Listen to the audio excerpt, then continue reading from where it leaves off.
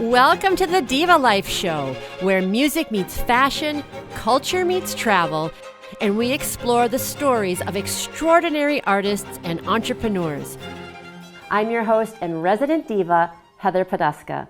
Today on the show, we welcome operatic diva, speaker, career coach, empresaria, and entrepreneur, Lynne Varga. Praised for her radiant soprano voice, Lynne Varga is a dynamic interpreter of a wide variety of repertoire on opera and concert stages. She has sung in some of the most prestigious venues in the country and with highly acclaimed arts organizations, including singing the lead soprano role for this season's Cenerentola with Boston Lyric Opera. Dana frequently solos at Carnegie Hall, most recently singing the Fauré Requiem with the New York City Chamber Orchestra, as well as the Haydn Lord Nelson Mass with the New England Symphonic Ensemble. Highlights of Dana's busy concert career have included appearances with the Cantata Singers, the Metropolitan Chorale, Coro Allegro at Tanglewood, and countless performances across the eastern seaboard. Dana was also the first place winner of the 2016 Classical Singer National Vocal Competition. She is an accomplished voice teacher and career coach and the founder of Mass Opera. Dana is a fierce advocate for singers devoted to progressive change in the classical vocal industry. Wow, Dana, that is a mouthful, all those accomplishments. I could barely get it off my... Sorry you had to read all that. Oh my gosh, it was exciting. I love seeing, I love reading all of that. It's so fun. And to hear about all those, some people don't even know about all those arts organizations, right. Audience members and singers, that these places are around and available to hear this great music. So It's wonderful to see it in your bio. But as I was reading, I was like, dang, this woman has got a lot going on. So, and you also have two small children. Yep. How do you juggle all of this? Well, I guess the honest answer is that sometimes it works and sometimes it doesn't. But, I feel like you can have it all sometimes. Yeah. Or you can have it all, but not necessarily all at once. So it's kind of a constant trade-off of what's the focus right now, what's most important right now. Yeah. Obviously with my children being at the top of the hierarchy all the time. Yeah. But yes, I have two sons, 5 and 7 years old. And I think time management is crucial. I'm, I like to say a ninja time manager. So that's... You would have to be. Yeah, it's a skill that I've developed over time. So being really careful with my time, being really aware of my boundaries with what I say yes to and what I can really handle. Always having my own oxygen mask on first before I try to put other people's masks on.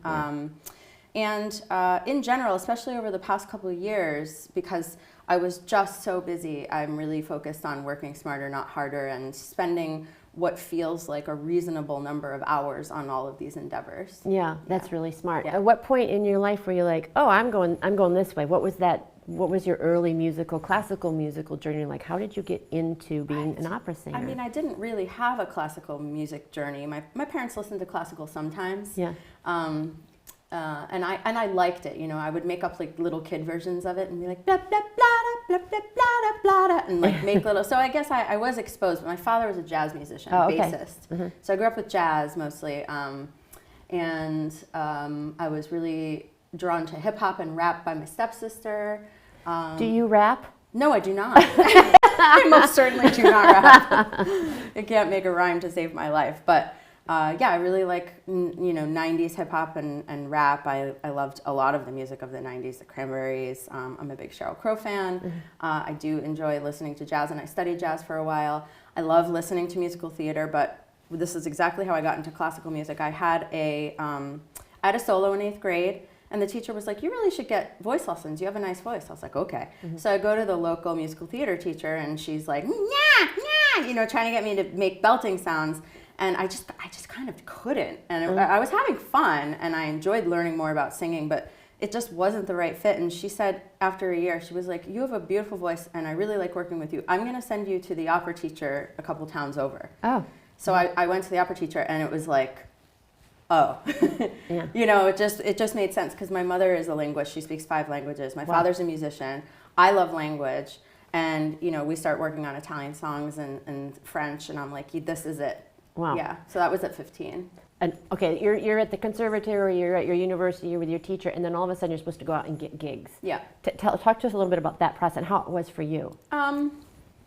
Well, I was really fortunate to go to an amazing undergrad, UMass Amherst, where the music program is really strong. I started as a music education major because, I don't know, I think I was afraid of a performance career. That seemed scary to me. The first solo I ever did, my knees were like shaking, and I was like, I don't know if that's for me. And I'm a natural teacher. My mom's a teacher, so I was drawn to that. But then I think it was sophomore year, or maybe first semester of junior year, we went to do observations at all the different levels of schooling, and I was like, nope, this is not it. Not doing this. So then I shifted over to be a performance major. I got a wonderful education there with a real emphasis on theory and sight singing, and became a very strong musician. And then I went to the conservatory, which was a mixed experience for a number of reasons, and did my doctorate after that at Boston University. So, I had a lot of different experiences in those three very, very different places. And what was largely missing was career skills, like how to be prepared in the field. And that was shocking, glaring, very obvious. And I wish I could say it's changed significantly over the last 20 years. But unfortunately, this continues to be a massive issue in vocal education. And so I noticed it. I was frustrated about it. When I got out of school, finishing grad school, I had sort of set myself up. I think anxiety serves a purpose in some ways. It sucks, but it's also great because it keeps you like steaming along, I had set up things for myself. I already had a church job. I sang at a church, and I was fully intertwined in that community. And I had set up a private voice studio, which I made a bigger studio after school. I also had 2 entrepreneur parents to learn these skills from. My mother ran her own business before she became a teacher.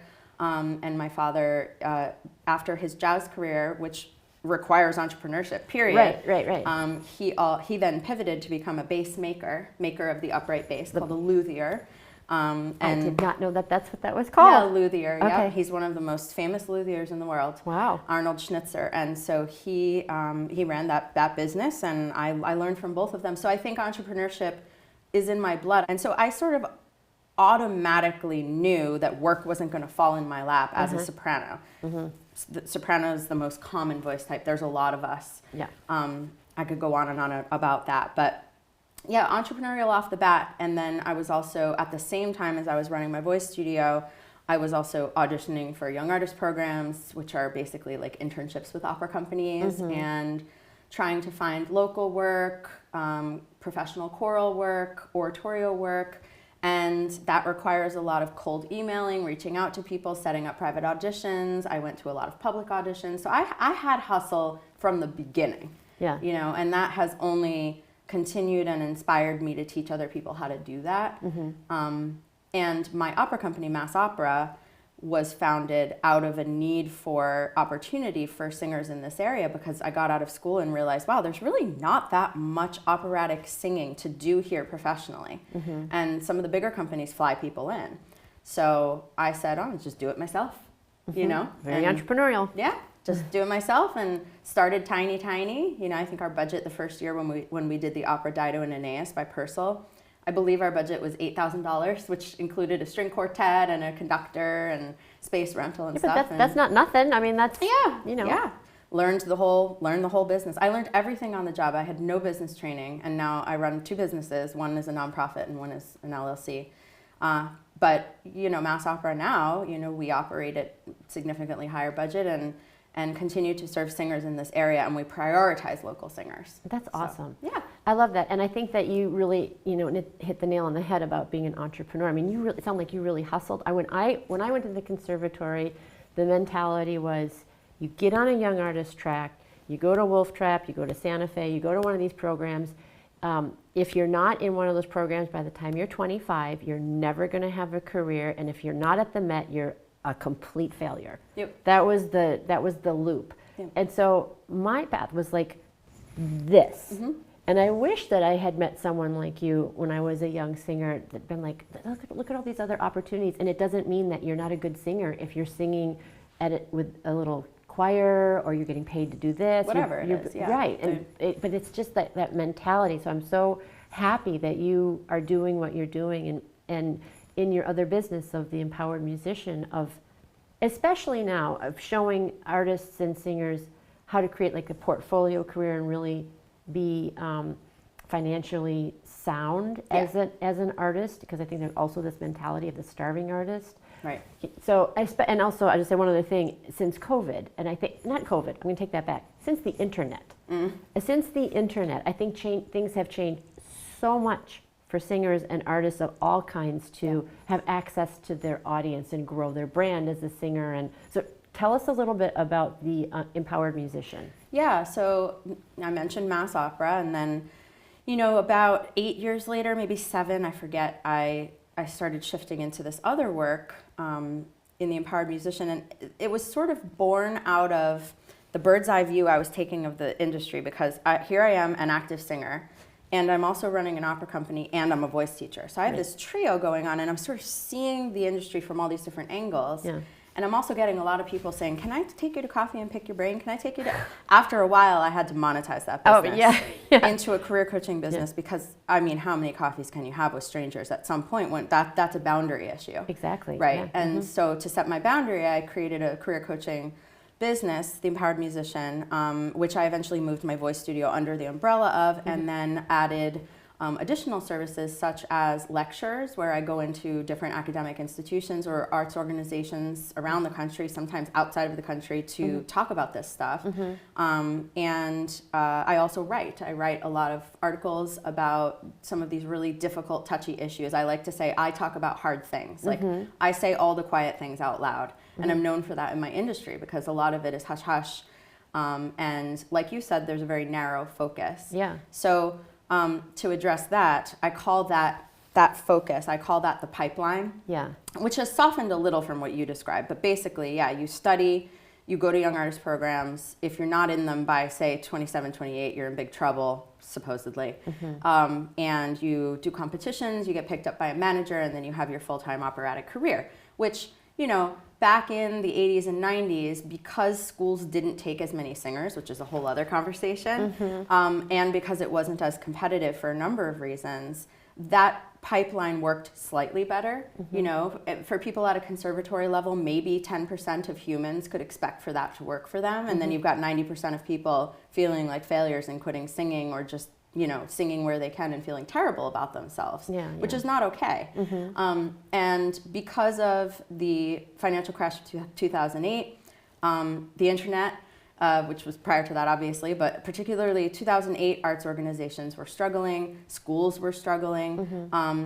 Around that same time, there was this service called Yap Tracker created, where singers could, create a profile and apply to all these different summer programs and like internships. The Common App. It's like the Common App, and singers could just go submit, and we had to send in a CD or tape in an envelope with a headshot and a resume and mail it.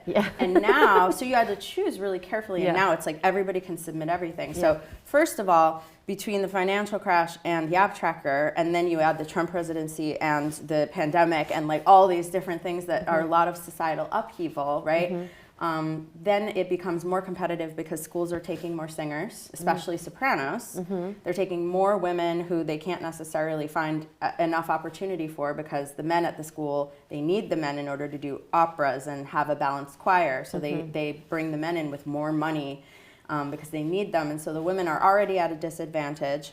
And so then we're graduating more people into the field, and they're going submit, and everybody's applying for everything, and it's just over flooded. And so now I like to say that the pipeline is successful in its linear form for maybe 1% of singers, maybe. I think that's generous.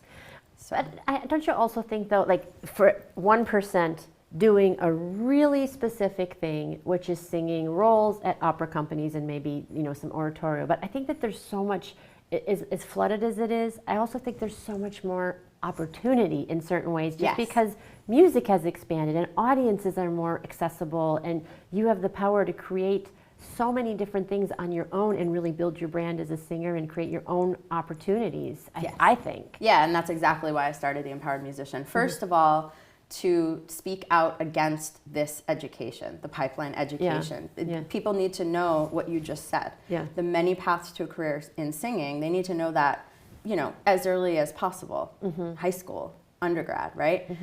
So that they can shape their own future and not follow some prescription. But, regardless of what path you create and hopefully are empowered to do so, the likelihood that you will make a full-time living in singing in 2024 is not high. But that doesn't mean that a singing career can't be extremely fulfilling and lucrative.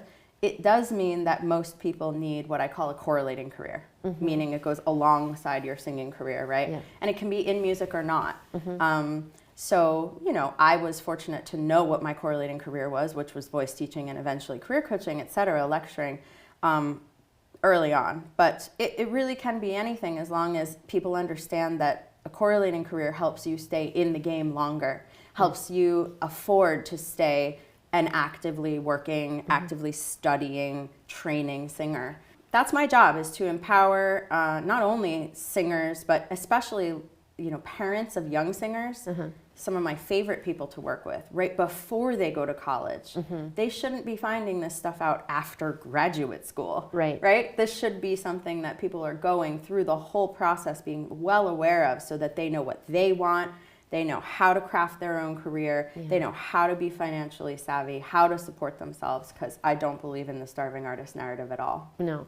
And I don't know how many, to be fair, I don't know if you would absolutely know those things at that age, because I think part of it too is like figuring it out sometimes too. But just knowing that there's not one path. Yes. And that there are options. Yes. Is so important. 100%. Yeah, because those people will all be exposed to the old school mindset of the pipeline, and they need to have their own power within them to be like, okay, I'm not going to listen to this because I know that I have choices and I'm my own person. Let me question. This might be like a hot button topic. I love hot button topics. Why is this, I'm going to call it a myth. Why is this myth still being perpetrated, and by whom? Because if we all know this, if everybody knows this, except for maybe the naive young singer coming through, if everybody knows it, if the conservatories know it, if the young artist, if the opera company knows it, if singers know, why is it still being touted as this is the way? Why?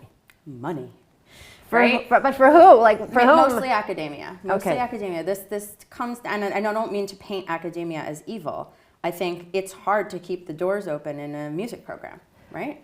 It is. And in order to attract high-level students, serious students, and to have the donors you need in order to run a music school and to get the grants you need often, you have to have this air of prestige, and you have to have this, this sort of, I don't know how to say it, this profile that indicates that you are shaping the next stars, the next Yo-Yo Ma's, the next Renee Flemings, right? And so it draws students in, it draws parents in, it draws donors, it makes people kind of go through unquestioning because they know that they're trying to be a star. So I call it the starry eyes versus the reality goggles. And I love that. And people need singers, particularly, I mean, this is for all musicians, but people need singers particularly, which tend to be the largest programs at schools, tend to have the most singers. They make the most money from singers, particularly female singers who get less scholarship. Right. And they need them to buy into this, to come and finish the degrees and pay the tuition money. Yeah. And then the opera companies, they don't help the situation in that I talk a lot about gender parity. Yeah. That if you look at the top 25 most performed operas, things like Barber of Seville, things like Bohème, Traviata, Carmen. These operas do not have gender parity. They have more male roles than female roles. And remember, we just were talking about how in academia, approximately, we did a data study on this recently, a colleague of mine, Zach Finkelstein and I, about how about 70% of degrees awarded in voice are to women. And then they come out into the field and there's about 66% male roles in the traditional operatic canon. That's a problem. Yeah. Right? So what opera companies can do, number one, is, you know, tell new stories, make sure that they have a diverse and inclusive, you know, environment, and also keep a very close eye on their gender parity. You can't be programming operas like Don Pasquale, which has one female role, right, and say that you're inclusive, because you're not actually. Yeah. And so I ring the bell a lot about what is the issue here, that we can't understand that the schools, which need to be held accountable, and I'm working on that, are not are throwing all these women out into the field with no opportunities to find. At least new composers can write operas with parity. So I talk to composers a lot. If you're listening, composers, gender parity. And to companies when they're looking at programming. Gender parity means that there are at least as many female roles, if not more, in an opera. Named roles. I mean, this is like the old Hollywood story too. If you look at a movie, if you look at the data for the movies, how many female characters are in the movie? How many female characters are the wife of the man, the, you know, mistress of the man, the daughter, and there's like maybe one or two, right? And the rest of them, and then if you look at how many females in the movies, line per line, how many speaking roles, how many words they actually speak in the movie. It's well, and a lot of female operatic roles are disempowered women, you know, women in distress, and so it's the same old story, right? And so some companies are working really hard on like finding more innovative ways to present those operas, or gender bending roles, which I'm a big fan of. Well, I have to say, I saw Magic Flute. Yeah. And was it Zarastro? Zarastro, yeah. That was so cool. Yeah. That was so cool. That's usually a bass, right? Yes, it's usually bass. We did a contralto instead. Oh, that was so cool. I was like, whoa, that was so cool to see that. And we did an all-female La Boheme called La Femme Boheme. Oh my God, I love that. And it was awesome. People loved it. And so I just like to say, and you know, this week particularly, I've been interviewed a lot and talking a lot with other people this week about, there's no more excuses about gender parity. Now, I could go into the broader conversation around diversity, equity, inclusion, which is so hugely important. My specific piece of that pie is to focus on gender parity. Yeah. And gender parity is the low-hanging fruit.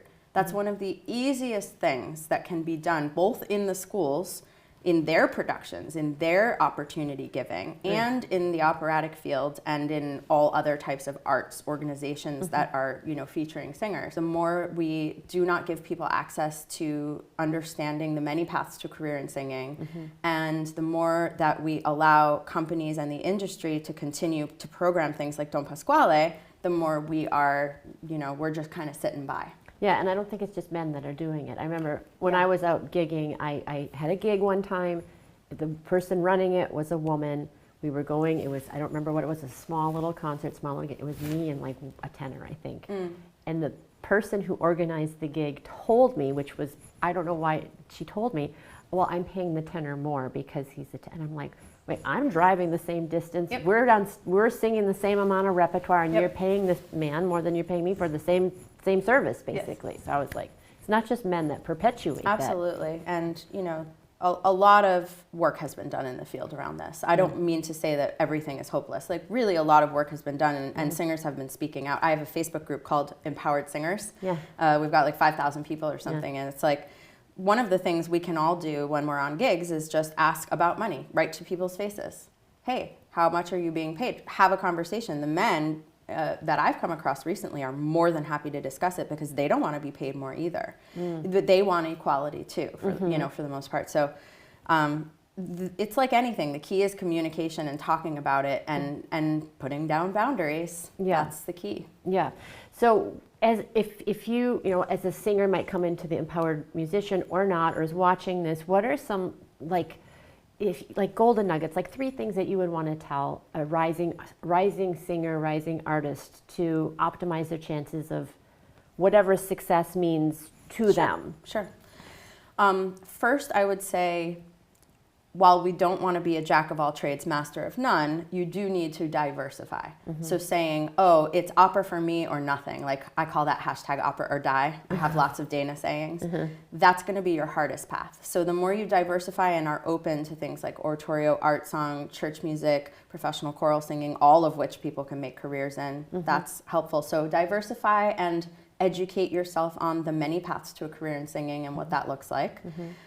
Be sure to take any available entrepreneurship courses, seminars, take a business class, minor in business, do a double major.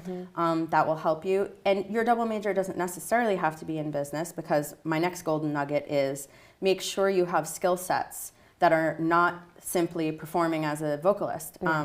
You need additional skill sets, soft skills, skills within music or outside of music, whether it is something you have a double major for, or something that you need a certification for, or something that your music degree can serve as, right? So some people need to plan another degree, others don't. Some just don't know when they're very young, but understand you will almost definitely need a correlating career of some kind for all or most of your singing career, unless you're independently wealthy, in which case can I have some, right? But it's important to understand that it doesn't take away from your drive and your desire to be a performing artist to also know that you are working on a correlating career alongside your singing career. I just want to stop right there, because I think that's a really important, it's a mindset piece. Yes. It's a mindset piece, and so many singers have been fed this BS Kool-Aid. And their parents. And that you're a failure if you're not at one of these opera companies or in these young artist programs. And even like,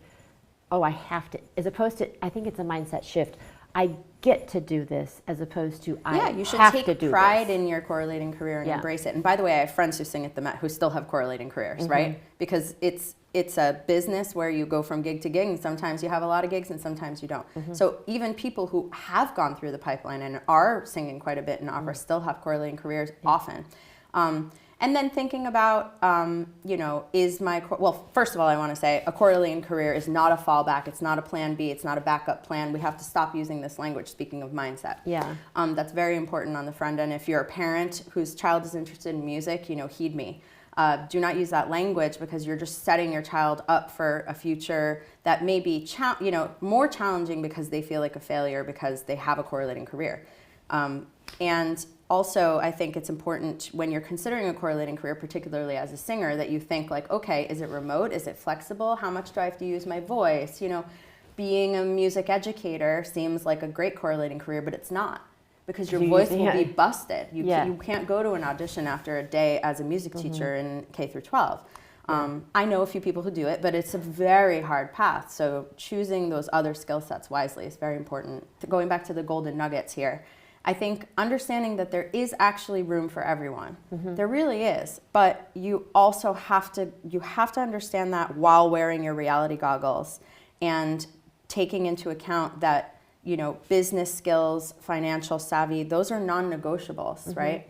There's this meme that I love on Facebook that says, I'm so glad I studied parallelograms. They're really coming in handy this parallelogram season, like as opposed to taxes, right? And it's amazing. Most of the people I meet who come into the career coaching room are postgraduate, sometimes even postdoctoral, and don't know how to do their taxes, or don't know the difference between an LLC and a sole proprietor or something like this, right? So these are basic things that if you're going to be in music, you have to make sure that you know that. And unfortunately, the schools have not quite caught up to including these things in their curriculum. And that's another thing I'm working on right now.